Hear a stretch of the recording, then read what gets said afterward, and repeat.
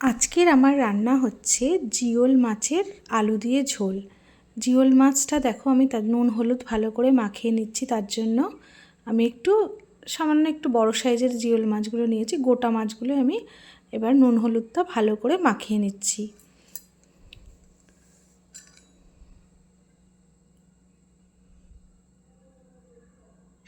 একটু একটু আমি গরম জলে ধুয়ে নিয়েছিলাম। একটু পিছলা হয় এই জিওল মাছগুলো। তেল করে এবার আমি এগুলো ভেজে নিচ্ছি এক এক করে। ভাজা হয়ে গেছে আমার মাছগুলো। এবার ওই তেলেই আমি আলুগুলো দিয়ে দিয়েছি।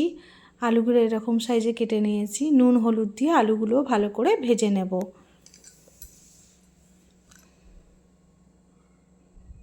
তারপর আমি আদা ঘষে ওর মধ্যে দিয়ে দিয়েছি। একটু পাকা লঙ্কা, লাল লাল যে লঙ্কাগুলো হয়ে গেলে সেটা বেটে দিয়ে দিয়েছি। টমেটো কুচি দিয়েছি, একটু জিরে গুঁড়ো দিয়ে দিয়েছি, একটু ধনের গুঁড়ো দিয়ে আবারও ভালো করে মশলার সাথে কষিয়ে নিচ্ছি। আলুগুলো ভালো করে কষিয়ে নিতে হবে। তারপর সামান্য জল দিয়ে দিলাম। এবার এই জলে একটু ঢাকা দিয়ে সেদ্ধ হতে দিয়ে আলুগুলো সেদ্ধ হয়ে গেলে মাছগুলো দিয়ে দিয়েছি।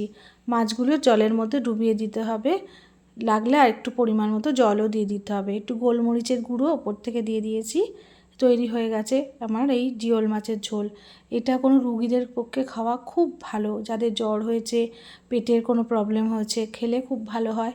আর রেসিপিটা খুব তাড়াতাড়ি হয়ে যায়। তোমরা বাড়িতে এটা ট্রাই করে দেখো, দারুণ হয় খেতে।